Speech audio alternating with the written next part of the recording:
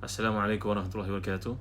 Innal hamdalillah nahmaduhu wa nasta'inuhu wa nastahdihi wa nastaghfiruh wa natubu ilayhi wa natawakkalu alayhi wa na'udzu billahi min shururi anfusina wa sayyiati a'malina may yahdihillahu fala mudilla lahu wa may yudlil fala hadiya lahu. Allahumma salli wa sallim wa barik ala Muhammad wa ala ali Muhammad kama sallaita wa sallamta wa barakta ala Ibrahim wa ala ali Ibrahim fil alamin innaka Hamidum Majid. Amma ba'd. Al-Wasalam, Firmiswa, Sa'adiyah Basar, Amelia dan semua yang hadir pada malam yang mulia ni, Mariam Ahmad, Rahimah Adam, sahabat saya Anwar dan semua yang hadir pada malam yang mulia ni.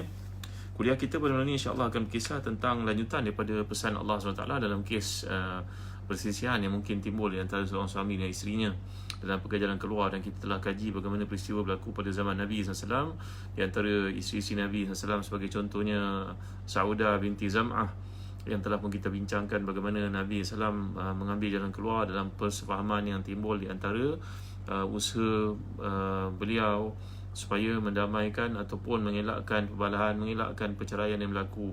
Kerana beliau mengerti Nabi SAW ingin menceraikannya, maka diminta kepada Nabi SAW perdamaian. Dan sekarang kita masuk pada ayat yang ke-131 hingga 134. Bagi tuan-tuan yang memiliki tafsir Ibn Katsir, tolong buka jilid yang kedua, muka surat 576. Tuan-tuan marilah terlibat dalam kempen satu rumah satu tafsir, satu sekolah satu tafsir, satu masjid satu tafsir, satu pejabat satu tafsir.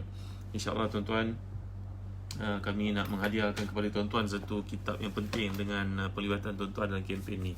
Namanya Ensiklopedia Mana-Mana, yang telah dikarang oleh pakar bahasa dari UIA, yang bagaimana kita perlu untuk mengetahui nama yang betul. Kelebihan buku ni ada nama-nama bahasa Melayunya, ejaan dan bahasa Arabnya supaya tak silap. Lebih daripada 3,500 entry nama yang terdapat dalam buku ni akan menjadi milik tuan-tuan, dan tuan-tuan membeli tafsir Ibn Katsir ataupun tafsir Munir dari Telaga Biru. Jadi tuan-tuan jangan terlambat, sebenarnya stok masih ada. Baik, kita rujuk pada ayat 131 hingga 134 pada malam ni pada surah Nisa. Masih lagi membicarakan tentang kaitan perhubungan itu dengan pesan Allah SWT bahawa dalam hidup ni bila berlaku keretakan, ingatlah Allah. Mungkin seorang isteri itu dalam kehidupan merasakan suaminya kekurangan dibandingkan dengan suami orang lain, seperti yang berlaku dalam keluarga Nabi SAW sendiri. Para isteri Nabi SAW melihat kadang-kadang mungkin isteri-isteri sahabat kalangan mereka memiliki emas, perak, harta, kekayaan macam kita pada hari ini tuan-tuan, tapi isteri-isteri sahabat bukanlah macam orang sekarang. Kadang-kadang orang sekarang bertanya bahawa sahabat-sahabat Nabi dulu sentiasa diceritakan kelebihan, keutamaan mereka, maka kita ini pun kena sebarkanlah kebaikan. Nampak macam betul kata-kata ni tuan-tuan, tapi takkanlah sama orang sekarang dengan zaman Nabi, dengan para sahabat yang begitu ikhlas untuk Islam. Tak sama tuan-tuan. Nabi pernah bersabda, "Lau anfaqa ahadukum mithla Uhudin dhahaban ma balagha ahadukum mudda ahadihim wala nasifahu." Kalau seseorang dari kamu menafkahkan sebesar gunung Uhud itu emas, dibandingkan dengan sebelah genggam daripada tapak tangan seseorang sahabat aku, maka masakan dia sama. Dia tak akan sama, kata Nabi SAW. Para sahabat pun ketika dihebahkan kebaikan-kebaikan mereka, bukan mereka yang menghebahkannya, tapi Nabi SAW yang telah pun mentazkiyahkannya. Kalau sesuatu kebaikan yang kita lakukan dengan bersembunyi itu tiba-tiba orang tahu, maka itu namanya tilka ajil busyral mu'min. Dalam hadis Tirmizi mengatakan itu tanda ia diterima oleh Allah. Tapi biarlah orang lain yang menghebahkannya, bukan kita sendiri tuan-tuan. Jadi baik, kita kepada ayat ke 131 hingga 134 pada surah Nisa ni. A'udzu billahi minasyaitonir rajim. Walillahi ma fis samawati wa ma fil ardh. Walaqad wasayyana alladhina utul kitaba min qablikum wa iyyakum an ittaqullaha wa in takfuru fa inna lillahi ma fis samawati wa ma fil ardh wa kana Allahu ghaniyan hamida. Walillahi ma fis samawati wa ma fil ardh wa kafa billahi wakila. إن يشاء يذهبكم أيها الناس ويأتي بآخرين وكان الله على ذلك قديرا. من كان يريد ثواب الدنيا فعند الله ثواب الدنيا والآخرة وكان الله سميعا بصيرا. صدق الله العظيم. Dan kepunyaan Allah lah apa yang terdapat di langit dan apa yang terdapat di bumi. Sungguh kami telah memerintahkan kepada orang yang diberi kitab sebelummu dan juga kepadamu, bertakwalah kepada Allah. Tetapi jika kamu kafir, maka ketahuilah sungguhnya apa yang terdapat di langit dan apa yang di bumi hanyalah kepunyaan Allah. Dan Allah Maha Kaya lagi Maha Terpuji. Dan kepunyaan Allah lah yang terdapat di langit dan apa yang ada di bumi. Cukuplah Allah sebagai pemelihara. Jika Allah mengkehendaki, nescaya Allah musnahkan kamu semua wahai manusia, dan Allah datangkan umat yang lain sebagai penggantimu, dan adalah Allah Maha Kuasa berbuat demikian. Barang siapa mengkehendaki pahala di dunia, maka dia akan merugi, kerana di sisi Allah ada pahala dunia juga akhirat, dan Allah Maha mendengar lagi Maha melihat. Ya, kata Imam Al-Biqai dalam kitabnya Nazmud Durrah, kaitan ayat ini bagi menceritakan kepada kita, andai berlaku perselisihan faham di antara suami isteri yang tak ada jalan untuk penyelesaian, maka kita terpaksa pergi kepada klausa yang terakhir yang namanya talaq. Abghadul halali ilallahi talaq. Dalam hadis diriwayatkan oleh ramai para ulama hadis, iaitulah sebenci-benci perkara yang halal di sisi Allah tapi dibenci olehnya adalah talaq. Tapi nak buat macam ni tuan-tuan bila Allah sekalian, di kalangan para sahabat pun ada yang berlaku kes-kes perceraian, bagi menunjukkan kepada kita ia adalah satu benda yang realistik yang berlaku dalam kehidupan. Sekarang kita masuk pada episod ini, bila Allah menceritakan andai seseorang itu berpisah, janganlah dia menyangkakan bahawa segala kemudahan, segala kenikmatan, segala kebahagiaan yang dikecapi bersama pasangannya dahulu akan luput, kerana yang memberikan kebahagiaan itu, memberikan keseronokan itu adalah Allah SWT. Itu sebab kalau kita belajar bahasa Arab tuan-tuan, kita lihat Allah mengulangi dalam ayat 131 hingga 132, dua kali Allah menyatakan fa inna lillahi ma fis samawati wa ma fil ardh. Bagi Allah terdapat apa yang terdapat di langit dan apa yang terdapat di bumi. Kalaulah suami kamu kaya macam mana sekalipun, dia tiada jodoh dengan kamu, apa yang dia miliki? Walau kaya macam mana sekalipun, kalau kita lihat dalam penggunaan perkataan kaya, perbezaannya kata Imam Ghazali tuan-tuan, perbezaan di antara kaya yang digunakan merujuk kepada manusia dan kaya yang digunakan oleh Allah SWT, kita dapat lihat dalam Al-Quran disebut perkataan ghani ni tuan-tuan disebut sebanyak 20 kali. Hanya 2 kali saja merujuk kepada manusia. Dan kebanyakan konteks kekayaan yang dibawa oleh Allah SWT itu ghani diambil pada huruf ghain, nun dengan ya ini, ia bukan merujuk kepada banyaknya kebendaan, banyaknya harta, banyaknya rumah, banyaknya kereta, banyaknya benda-benda sifat material. Tak tuan-tuan. Kita akan melihat penggunaan perkataan ini, kata Imam Asfahani dalam Quran, semuanya merujuk kepada kecukupan.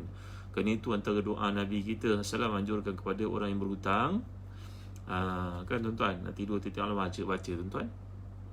Kalau kita punya hajat yang besar di sisi Allah yang belum sempurna, hutang contohnya, maka amalkanlah puasa hari Rabu, Khamis, Jumaat.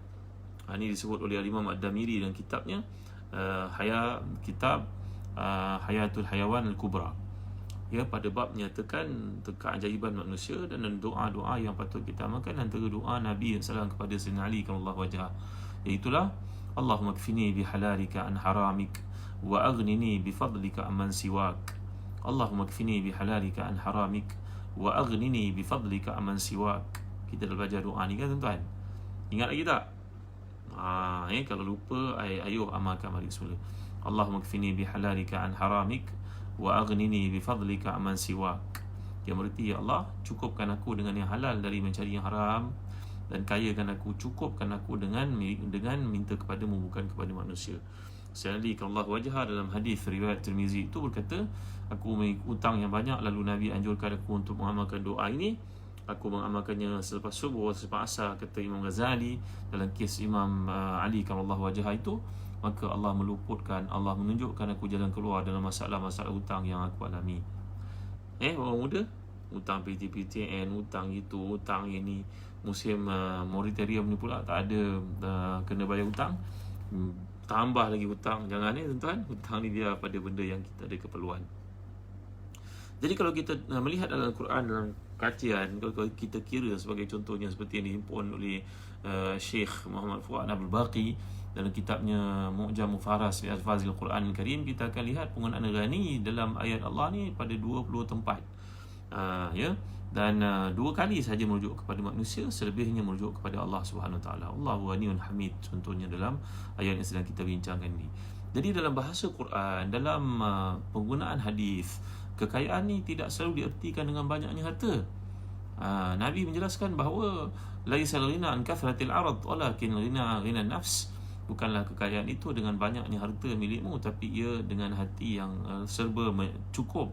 Jadi kalau kita perhatikan pula pengembangan dalam bab saraf kepada perkataan ghain, nun dengan ya ni berkembang menjadi perkataan-perkataan lain. Macam kita belajar perkataan bahasa Arab, perbezaan sajadah jadi sujud, jadi masjid, itu namanya tasrif tuan-tuan ni. Ramai dia tanya bila nak start kelas bahasa Arab. Minta pada Ustaz Faiz cepatlah segera adakan di Zahzan Travel kuliah bahasa Arab yang akan disampaikan dalam buku, daripada buku belajar bahasa Arab melalui konteks ibadah. Dan Zahzan Travel juga akan mengadakan kuliah berkenaan dengan faraid, insyaAllah kuliah berkaitan dengan usul fiqh, dan saya sendiri akan menyampaikan kuliah tentang ulum Quran untuk kita faham Al-Quran sebelum kita masuk ke bab tafsir lebih mendetail. Jadi ada satu bab yang kita belajar di universiti daripada masyayikh kita, kitab namanya Ulum Quran, contohnya karangan Mana Qattan, antara kitab Ulum Quran yang terbaik yang telah pun dimudahkan alhamdulillah oleh sahibul fadilah Dr. Ammar bin Fadil Nur. InsyaAllah nanti ada peluang kita akan adakan bengkel untuk bincang kitab ni, tuan-tuan. Jadi kalau kita perhatikan pengembangan perkataan ghani dalam Quran ditemui pula pada 69 tempat yang lain. Dan secara umumnya, generalnya, bukanlah perkataan ghani dalam Quran itu merujuk kepada banyak harta. Bahkan seperti disebut oleh seorang profesor di Azhar namanya Aisyah bintu Syati, seorang doktor perempuan yang sangat prolific dalam penulisan-penulisannya, tuan-tuan. Saya tak tahulah kalau bahasanya, tulisannya tertulis dalam terjemah dalam bahasa English. Tapi setakat hari ini bacaan saya kepada bintu Syati ni semua dalam bahasa Arab, tuan-tuan. Seorang profesor bahasa Arab di kalangan muslimah yang sangat hebat tulisannya, cetusannya, kreativitinya.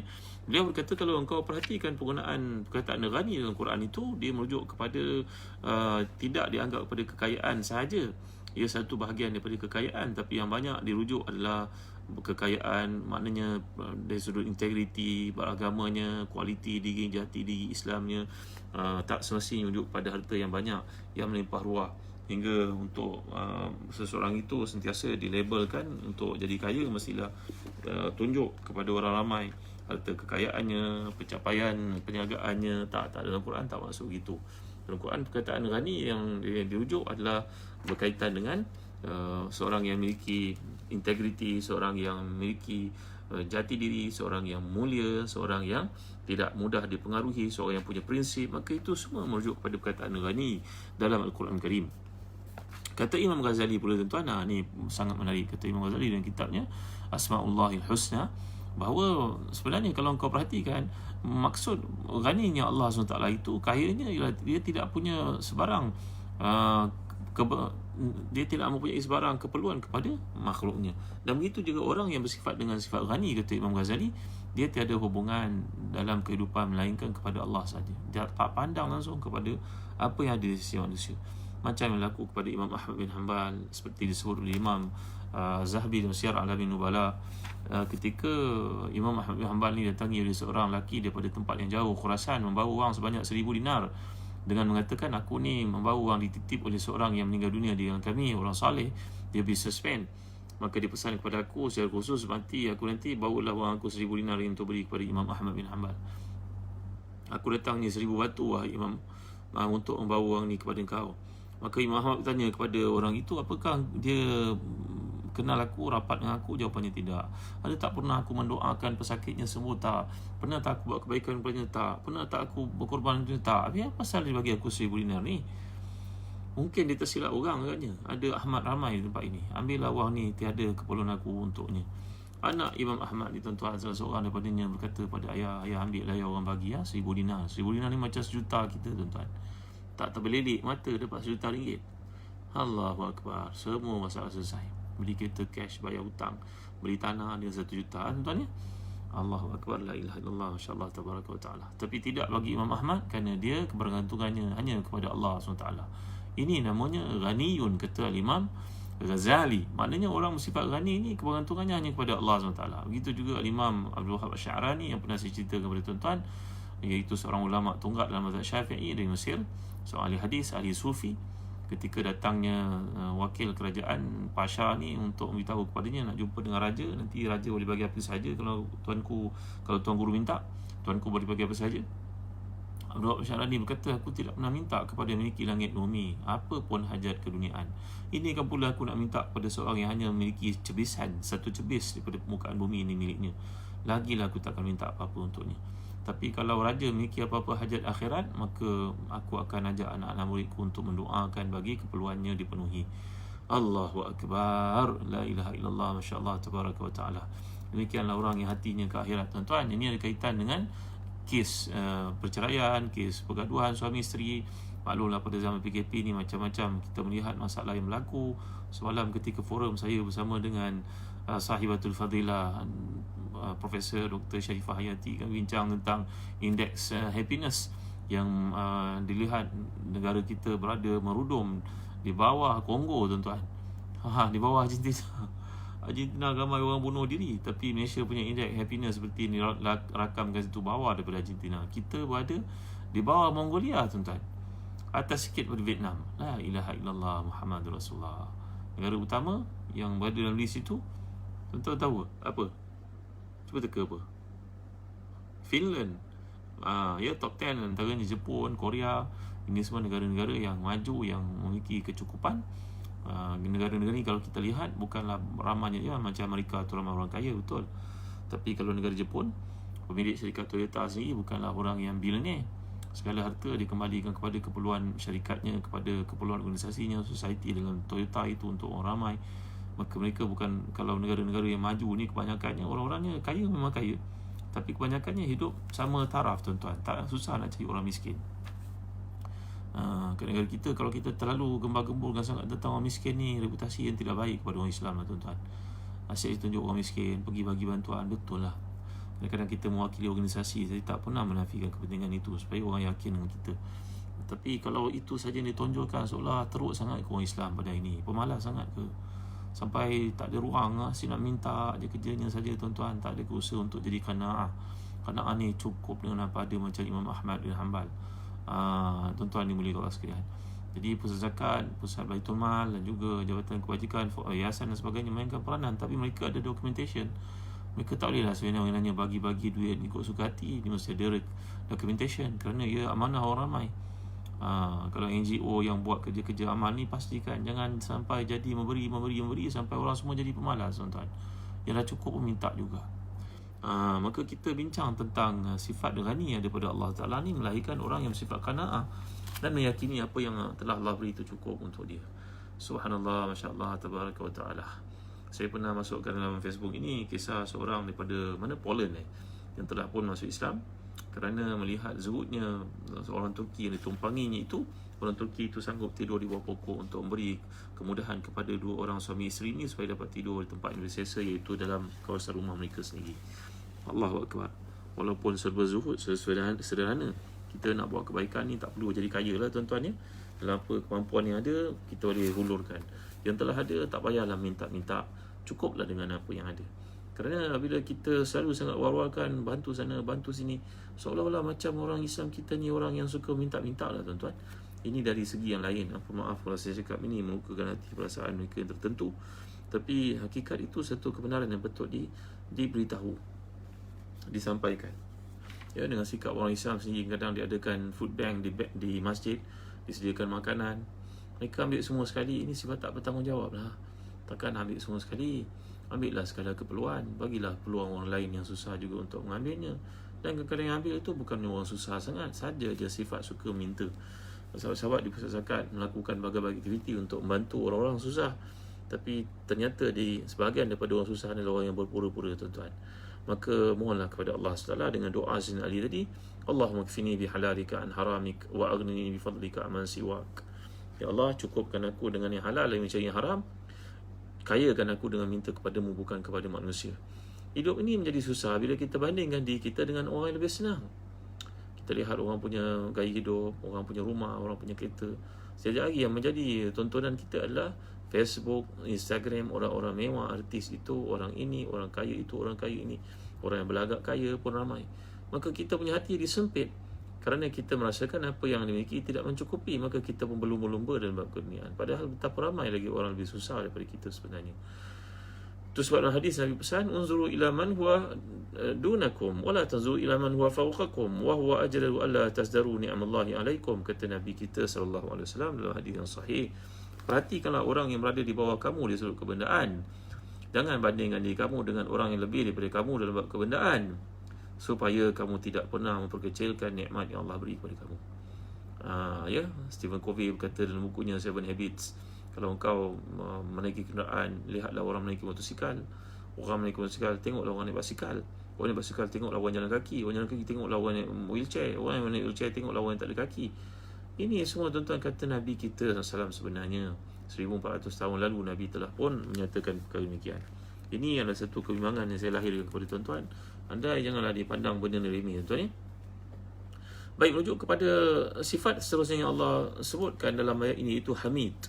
Hamid ni diambil perkataan yang terdiri pada, kita perhatikan, ha mim dengan dal, yang merujuk kepada terpuji, macam Nabi kita salam, iaitu namanya Mahmud, Muhammad, Ahmad. Ini semua merujuk kepada pujian. Jadi kata Imam Ghazali dalam perkataan Hamidah ni ataupun Hamidun ini, ada 3 unsur yang patut kita perhatikan, iaitu sehingga sesuatu zat itu ataupun seorang itu mendapat pujian. Yang pertama, indah. Ya, ini merupakan satu yang baik. Ia dilakukan secara sedar, tidak dipaksa. Dan ini merupakan sifat Allah SWT yang mengandungi dalamnya unsur-unsur ini, iaitu sifat yang indah, secara sedar dan juga tidak dipaksa Allah SWT dengan segala kekayaannya. Itu sebab kita perhatikan dalam kisah yang berkaitan, mengapa kita baca Sami Allahu liman hamidah, sedangkan dalam intiqaliyah yang lain kita menyebut Allahu Akbar.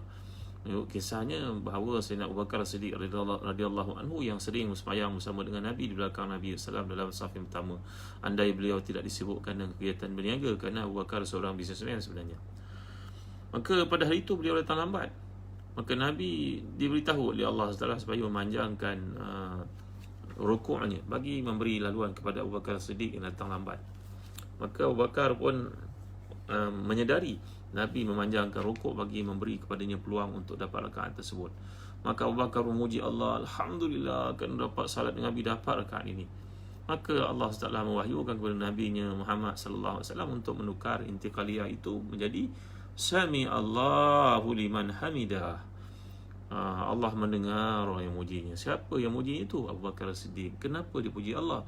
Kerana Nabi memanjangkan rukuk bagi memberi ruang kepada beliau dapat rakaat tersebut. Tuan-tuan dimuliakan sekalian, jadi Allah ni adalah bersifat dengan Al-Hamid, yang maha terpuji.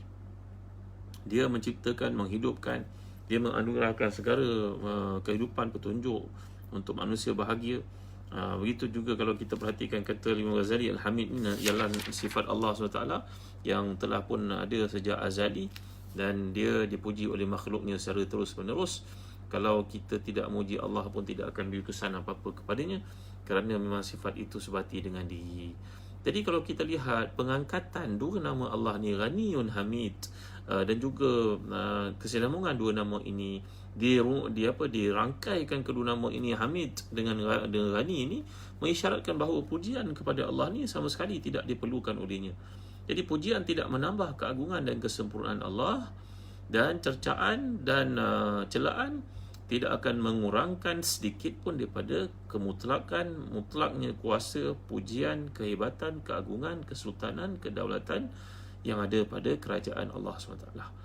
Jadi kalau kita perhatikan bagaimana 2 ayat, 2 perkataan ini diletakkan bersebelahan, Ghaniyun Hamid, bagi menunjukkan dalam kekayaan Allah ni memang dia sangat terpuji, bukan saja pada sifatnya, tapi pada anugerah kekayaan yang diberikan kepada manusia, kasih sayangnya yang tumpah kepada manusia. Jadi perkataan ini bergandingan satu sama lain bagi menunjukkan bahawa kekayaan Allah itu bukan dengan sebab apa yang kau berikan, dan memang Allah SWT merupakan satu zat yang sangat agung, yang terpuji pada kekayaannya, pemberian kekayaannya kepada hamba-hambanya. Muslim-muslimat rahmati dan dikasihi sekalian. Kemudian datang ayat 133, satu amaran daripada Allah SWT yang dapat kita lihat. Yasha' yudhibkum ayuhan nas wa ya'ti bi akharin wa kana Allahu ala dhalika qadira. Kalau dia mengkehendaki, saya dia akan musnahkan kamu wahai manusia, dan dia datangkan umat yang lain, dan Allah itu maha berkuasa atas segala sesuatu.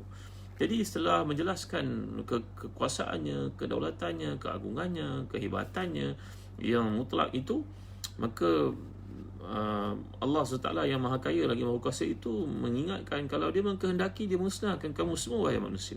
Dia datangkan manusia lain sebagai pengganti yang lebih baik daripada kamu, dan Allah mampu untuk melakukannya. Sebagaimana Allah telah menghapuskan umat Nabi Nuh ketika mereka derhaka, maka Allah SWT juga boleh membinasakan kita. Dan pernah berlaku sebahagian daripada bencana yang berlaku pada zaman Nuh itu dengan berlakunya tsunami yang sempat kita lihat dengan kurun ke-20. Tuan-tuan semua terlupa, saya nak ajak tuan-tuan, kita dah tinggal 70 hari saja untuk masuki Ramadan. Bersama dengan saya pada saat ini adalah korma yang sangat menarik. Ini namanya korma McJoel dari Palestin. Besar saya ni tuan-tuan ni. Mari saya buka sikit bagi tuan-tuan tengok. Nikmat makan tuan-tuan. Ya Allah, nikmatnya makan kurma ini. Besar, cantik, menarik, menggoda. Inilah yang Allah sebut dalam surah Maryam ayat ke-25. Wa huzi ilaiki bi jiz'in nakhlati tusaqit alayki rutaban janiyya. Wahai Maryam, gegarkan pokok kurma, nanti gugur atasmu buah kurma itu untuk memberi kamu makan, menghilangkan kesakitan, beri kepada kamu kekuatan selepas melahirkan Isa bin Maryam itu, puteramu itu. Kamu seorang diri, tak ada siapa boleh merawat kamu, makanlah buah kurma. Inilah buah kurmanya tuan-tuan. Kata guru kami, Syekh Almarhum Walid Ani, inilah kurma yang dimakan oleh Maryam alaihissalam. Makan tuan dapatkan dari Zazan Travel. Harganya sudah naik RM120 sekilo, kerana suasana yang ada pada ini susah nak petik buahnya, orang pun tak cukup. Agaknya tuan-tuan nak hantar ke sini pun kosnya jadi lain. Tuan-tuan yang dapatkan ni, ini jumbo punya saiz besar kurma McJoel dapatkan dari Zazan Travel tuan-tuan untuk puasa kita, puasa bersunat yang kita nak lakukan pada bulan Rejab yang akan datang, Syaban dan dengan Ramadan tuan-tuan boleh dapatkan dengan saiz yang seperti ini. Contohnya ini pula adalah kurma ajwa. Tengok ajwa, insya-Allah. Cantik tuan-tuan, bawa sampai dari Madinah. Ini pula dari Madinah. Ini kurma Nabi SAW dari tempat Madinah. Kami ada CJ kelahirannya dari Madinah. Tuan-tuan dapatkan daripada Zazan Travel pada 500 gram, satu balang 500 gram. Ya, tuan boleh beli 1 kilo. Nanti tuan-tuan dapat hadiah satu buku menarik tentang kaedah pemakanan Nabi yang dibicarakan dalam hadis Sahih Bukhari, tulisan Syekh Adnan Fadil. Jadi tuan-tuan, jangan lupa dapatkan kurma-kurma ini, ajwa dan McJoel daripada Zazan Travel. Hadiahkanlah kepada ibu ayah kita, adik-adik kita. Kalau kita bagi wang RM100 mereka mungkin banyak, tapi kita bagi kurma, mereka dapat puasa, kita dapat pahala puasa mereka, insya-Allah. Jadi tuan-tuan, jangan kelewatan, kelamatan, kerana stok ini sangat terhad, dapat dengan segera. Baik, sekarang kita lihat kepada ayat yang ke-133 ni tadi, iaitu Allah menjelaskan tentang kekuasaannya dan amaran Allah SWT. Selepas Allah beritahu kepada kita kasih sayangnya, rahmatnya yang menguasai segala sesuatu, kalau kamu masih berdegil lagi, Allah mampu untuk menghilangkan kamu, menggantikan kamu dengan umat lain. Jadi penegasan kata seluruh manusia mengisyaratkan bahawa Rasulullah SAW diutuskan untuk semua manusia. Iyasha yudhibukum ayuhan nas wa ya'ti bi akharin. Jadi sudut yang lain, kita tak perlu menetapkan atau mengisyaratkan siapa atau umat apa yang akan didatangkan itu. Bahkan bukan saja kerana tidak ada riwayat yang disepakati kesahihannya tentang mereka, tapi juga dan terutama kerana tiada dikehendaki Allah, terbukti bahawa kekufuran dan penderhakaan tidak pernah sepi daripada kehidupan dunia ni. Jadi Allah Ta'ala maha berkuasa untuk menggantikan kita. Kemudian datang ayat 134 tuan-tuan, yang menjadi renungan kita terakhir pada malam ni sebelum melelapkan mata, insya-Allah, iaitu ayat man kana yuridu thawabat dunya fa indallahi thawabud dunya wal akhirah wa kana Allahu samian basira. Siapa yang mengkehendaki kebaikan dunia, maka di sisi Allah ada kebaikan dunia akhirat. Barang siapa, dan Allah maha mendengar lagi maha melihat. Ingat tuan-tuan ya, kaedah polisi dalam kehidupan ni, bagi siapa yang mengejar dunia, dia akan lenyap, luput daripadanya akhirat dan dunia itu sekali. Tapi siapa yang kejar akhirat, Allah akan beri untuknya akhirat dan dunia sekali. Man kana ti dunya hammahu shattatallahu amrahu wa ja'ala faqrahu baina ainaihi wa lam ya'tihi min dunya illa ma qudira lahu. Dalam hadis sahih Nabi SAW sabda, ya Nasa'i, siapa yang target kehidupannya setiap hari adalah dunia, Allah akan jadikan kemiskinan duduk di antara dua biji mata ni. Kehidupannya susah. Dan dunia tak datang melainkan apa dia tetap untuknya. Wa man kanatil akhiratu hammahu jama'a Allahu syamlahu wa atathu dunya wa hiya wa ja'ala ghinahu fi qalbihi wa atathu dunya wa hiya raghimatun. Bagi siapa yang mengharapkan akhirat, maka Allah akan beri untuknya dunia. Dunia tu datang rokok sujud kepadanya tuan-tuan. Allahu Akbar. Saya ingat almarhum Tuan Guru Datuk Dr. Harudin ketika mencerita kepada kami tentang anak-anak muridnya, bagaimana beliau mendapat dunia, gambaran dunia yang berperi. Beliau tak pernah ambil satu sen pun daripada orang. Dibuat persatuan perubatan Islam tu pun, dari Syifat tu pun tak boleh bagi kepada dia satu sen pun dia tidak ambil. Allahu Akbar. Tapi hidup beliau semulia-mulia kehidupan. Beliau berkata bahawa saya tak pernah ambil apa-apa pun. Saya hanya mengharapkan daripada Allah SWT. Hanya ambil kepada Allah saja. Dulu masa belajar bidang agama ni, semua orang cakap, kau nak kerja apa? Ya, ini Alhamdulillah Allah bagi makan, pakai, sampai kita pula satu hari lebih berkali makan, kata beliau dengan tawaduk. Jadi tuan-tuan dimuliakan sekalian, saya pernah cerita pada tuan-tuan daripada kitab Al-Imam Ibn Jauzi, di karangan Imam Abdul Fattah Abu Ghudah, dalam bukunya bertajuk Safahat min Sabrin Ulama fi ala Syada'id wa Tahsil, yang menceritakan Al-Imam Abdul Faraj Ibn Jauzi yang kehidupannya ditumpukan untuk akhirat, untuk Allah, untuk Islam, untuk ilmu. Akhirnya semua orang datang kepadanya. Kehidupan akhir hidupnya jauh lebih baik daripada orang yang sibuk mencari kehidupan di sana, migrate ke sini, cari duit kat sana, tak cukup. Tapi akhirnya nyata Ibn Jauzi mengatakan, semua yang mereka dapat itu aku dapat lebih awal mereka. Mereka dapat pun tak banyak macam aku dapat. Aku bukan cerita nak sombong bab dunia, tapi dunia itu datang, aku pun tak tahu kenapa. Dalam catatan beliau. Jadi dalam kehidupan dunia, tuan-tuan, kita jadikan dunia ini sebagai keperluan, bukan tujuan. Jadikan akhirat itu sebagai tujuan. Jadi kalau kita perhatikan mentaliti para sahabat, tuan-tuan, Abu Talha radhiyallahu anhu seperti disebut dalam kitab Al-Isabah fi Tamyiz Sahabah, Abu Talha ni semayang dalam satu kebunnya. Beliau orang kaya, dia semayang kat kebunnya. Ketika semayang, dia melihat seekor burung berkicauan duduk atas ranting, atas dahan, mungkin pokok kormanya. Pokok binatang yang burung itu duduk terbangan, maka dia terlupa rakaat. Habis semayang, jumpa Rasulullah, wahai Rasulullah, kebun ini saya wakafkan untuk Allah dan Rasulnya. Allahu Akbar. Lan tanalul birra hatta tunfiqu mimma tuhibbun. Kamu tak akan sampai martabat iman yang paling tinggi sehingga kamu memberikan untuk Allah apa yang terbaik yang kamu miliki. Apalah kayak pandangan dunia pada kacamata orang akhirat, tuan-tuan. Mereka tak dinilai, tuan-tuan. Gitu juga kalau kita baca kisah macam mana Umair bin Abi Waqqas, adik kepada Sa'ad bin Abi Waqqas. Beliau ni antara budak muda yang masuk Islam yang paling awal. Yang kita tahu Sayyidina Ali karramallahu wajhah, orang muda. Sebenarnya Umair pun orang muda juga masuk Islam. Ketika sampai ke Madinah, dia antara yang awal pergi hijrah dengan abangnya Sa'ad bin Abi Waqqas. Mereka ni antara al-awwalin. Jadi Umair ni bila dia masuk Islam, Umair bin Abi Waqqas, adik pada Sa'ad bin Abi Waqqas ni, ketika meletusnya perang Badar, beliau minta untuk tampil dan hadir bersama Rasulullah SAW. Ni cerita orang akhirat, tak ada nilai dunia di sisinya sama sekali, tuan-tuan.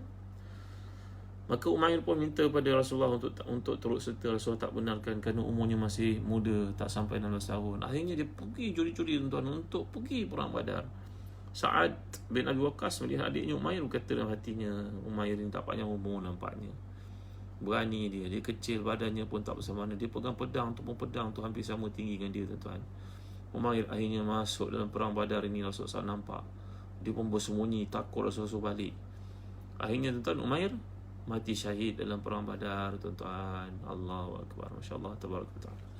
Kerana orang ini minal mu'minin rijalun sadaqu ma ahadullah alaihi faminhum man qada nahbahu wa minhum man yantazir wa ma badalu tabdila. Orang-orang ni sifat akhiratnya aktif, tuan-tuan. Kalkulator akhiratnya hidup. Tapi orang macam saya sibuk memikirkan dunia, hutangnya banyak. Allahu Akbar, la ilaha illallah, masya-Allah, tabarakallah. Subhanallah, masya-Allah, tabarakallah. Tuan-tuan, la haula wala quwwata illa billah. Maka Umair ini akhirnya mati syahid dalam perang Badar. Radhiyallahu anhu wa ardhah. Jadi tuan-tuan ni boleh kasihan, itu sebab dalam ayat ini, siapa yang mengharapkan dunia, dia tidak akan dapat dunia dan apatah lagi akhirat. Tapi siapa yang kejar akhirat, maka Allah akan beri untuknya di dunia juga akhirat. Peganglah falsafah perkara ini, tuan-tuan. Keliling kita melihat macam-macam orang kaya, tapi mereka akhirnya mati. Orang itu dibuat tubuh peringatan untuknya. Apa lagi yang tinggal, tuan-tuan? Dia bawa tak harta-harta yang dimilikinya. Itu sebab dikatakan oleh orang-orang bijak, harta ini yang dikumpulkan akan jadi rebutan, tuan-tuan. Yang dimakan akan jadi buangan, sisa buangan. Yang disedekahkan, itulah yang sebenarnya merupakan tebusan membeli kita di sisi Allah di akhirat nanti, tuan-tuan. Inilah gaya berfikir orang saleh, bahawa dunia ni ambil sekadar keperluan, dan jangan ada perasaan dengki dan hasad terhadap orang lain, kerana semua telah ditetapkan Allah bahawa kaedahnya yang halalnya dihisab, yang haramnya diazab. Tuan-tuan, janganlah terlalu mentaliti kita berfikir kekayaan. Memanglah kita perlu kekayaan, tapi apalah nilai kekayaan kalau diambil dari sumber yang haram, tuan-tuan, diperoleh pada sumber yang was-was, syubhat dan sebagainya. Macam mana nak jawab di sisi Allah di akhirat nanti, tuan-tuan, ya? Maka bila kita perhatikan dalam laras ayat yang disebut oleh Allah di sini, wa kana Allahu sami'an basira, perkataan digunakan sama' dan juga basar. Ia merupakan sifat-sifat Allah SWT yang kita belajar di sifat 20 sebagai contohnya. Jadi dampak daripada, kalau kita dapat lihat dan impactnya daripada sifat-sifat ini, ucapan buatan, maka Allah tutup dengan dua sifatnya, iaitu Allah Maha mendengar lagi Maha setiap ucapan, dan Allah Maha melihat segala satu yang kamu sembunyikan daripadanya. Jadi dalam niat kamu, dalam usaha kamu, mungkin seseorang ayah pergi kerja dan dapat duit daripada yang haram. Dia ingat anak dia tidak tahu, tapi Allah tahu, tuan-tuan. Allah tahu. Jadi seseorang ayah dalam ingat bahawa dia nak bagi makan kepada anak-anak dia dari sumber yang halal. Saya pernah cerita pada tuan-tuan kisah Imam Juwaini yang terbatuk-batuk dan tersasul dalam kata-katanya, kerana memberitahu pada anak-anak muridnya, ayahnya tak pernah pun membenarkan ibunya menyusukan beliau, melainkan daripada susunya sendiri. Sehingga satu hari ayah balik, ayah melihat beliau sedang disusukan oleh kawan baik ibunya, orang perempuan salihah. Ayahnya merampas Imam Juwaini, Imam Haramain ini, dia jolok tekaknya sampai dimuntahkan segala yang terdapat dalamnya, dengan berkata pada isinya, siapa suruh kau bagi perempuan ini menyusukan anak kita? Jawapannya, aku sakit ini wahai suamiku. Aku redha, aku lebih suka anak ni mati daripada minum satu benda yang bukan sumber yang aku tidak tahu. Dia joloknya tekak aku. Maka yang menyebabkan aku tersasul lah ini, kata Imam Haramain, guru pada Imam Ghazali ini, inilah yang tertinggal sedikit dalam jauhku, dalam badanku, satu sumber yang syubhat itu. Allahu Akbar, la ilaha illallah, masya-Allah, tabaraka wa ta'ala.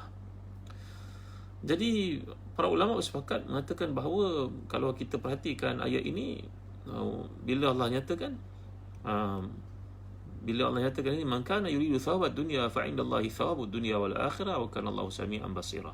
Sebenarnya ada satu yang dihazafkan tapi maknanya kekal dalam ingatan bagi orang yang faham bahasa Arab. Laras ayat ini ada satu yang tidak disebut oleh Allah tapi kita dah faham dalam konteks ayat, iaitu siapa yang mengejar dunia maka dia akan merugi di sisi Allah, dan hendaklah dia membataskan dirinya kepada kebaikan dunia, mencari keridaan Allah supaya Allah beri kepadanya dunia juga akhirat. Itu yang terdapat dalam benak mereka yang baca tafsir ayat ini, membaca ayat ini. Laras bahasa mereka tahu di sini ada muqaddar, ada yang satu yang dihazafkan, mahzuf, tapi ditunjukkan oleh siyaqul ayat. Siapa yang mengharapkan dunia ini setakat kebendaannya, mencari pada sumber-sumber yang tidak jelasnya, maka tiada bahagian untuknya di akhirat, dan dunia pun akan lagi daripadanya. Ambil betul-betul tuan-tuan ayat ini, ingat betul. Jadi walaupun ayat ini merupakan satu kecaman kepada orang yang perhatian dan penumpuannya semuanya kepada kenikmatan hidup dunia, memang Allah akan berinya sesuatu yang diharapkan ikut satu Allah, tapi dia tidak akan puas, tuan-tuan. Dia tidak akan cukup. Kehidupannya sentiasa diburu rasa jealous pada orang, tak puas hati dengan orang, rasa dengki dengan orang, kerana hatinya tertumpu kepada dunia. Tuan-tuan pakai kereta mewah apa sekalipun, tuan-tuan akan lihat orang pakai lebih mewah daripada tuan-tuan. Betul, tuan-tuan naiki kapal terbang business class, first class, tuan-tuan akan tahu ada orang ada private jet. Tuan-tuan naiki private jet, tuan-tuan dengar ada orang yang ada berpuluh-puluh private jet. Tuan-tuan ada duit 1 billion, tuan-tuan akan lihat ada orang mempunyai berpuluh-puluh billion. Maka bilakah akan berhenti, tuan-tuan yang mulia Allah sekalian? Inilah maksud ayat Allah SWT, siapa yang mengejar dunia dia akan jadi miskin, tapi siapa yang kejar akhirat Allah akan beri dunia dan akhirat kepadanya. Jadi tuan-tuan, di hujung ayat ini kita perhatikan Allah menyebut perkataan thawab. Thawab ini kalau kita perhatikan dalam bahasa Al-Quran, ia merujuk kepada bukan dalam erti ganjaran amal dalam pengertian agama, tapi dia merupakan kebaikan, kenikmatan, manfaat, keberkatan yang diberikan oleh Allah SWT dalam kehidupan. Orang itu kita lihat hidup tenang bukan sebab banyaknya wang, tapi kerana jinaknya hubungan rapatnya dengan Allah SWT. Kata Ibrahim Adham, orang yang bangun malam, kenikmatan bangun malamnya itu kalau diketahui oleh raja-raja dan juga orang-orang kaya, nescaya mereka akan bunuh kita. Kerana kenikmatan yang kita peroleh itu jauh lebih hebat daripada mereka rasai, yang mereka harapkan tapi mereka tak dapat. kehidupan mereka dengan penipuan, kecurangan pasangan dan sebagainya, kebendaan yang tak pernah selesai, hati yang sempit, tak boleh tidur malam, takut pada pencuri. Sebenarnya mereka ditipu oleh fatamorgana kehidupan. Rupa-rupanya kebahagiaan semuanya Allah pindahkan kepada kami yang bangun malam ini. Nah, jadi bila kita lihat perkataan ini tuan-tuan, thawabud dunia wal akhirah, berarti ganjaran akhirat itu kita tak nampak, tapi kadang-kadang ada sebahagian didahulukan oleh Allah dalam ketenangan, keberkatan, kebahagiaan. Itu sebab kata Imam Maraghi ketika mentafsirkan ayat surah Rahman, wa liman khafa maqama rabbih jannatan, siapa yang takutkan Allah, dia dapat 2 syurga. Kata Imam Maraghi, antara tafsir menarik yang saya baca tuan, dia berkata bahawa sebenarnya syurga ni ada dunia, 2. Satu syurga dunia, satu syurga akhirat. Syurga dunia ini terdapat pada orang yang punya tali hubungan rapat dengan Allah. Maka Allah beri pada hatinya keseronokan, kebahagiaan. Seperti kata Syekhul Islam ketika orang nak membunuhnya, beliau berkata, kamu memenjarakan aku, maka dalam penjara aku beribadah kepada Allah SWT. Dalam penjara aku menulis. Kalau kamu halau aku, maka tardi siyaha. Kalau kamu halau aku melancung.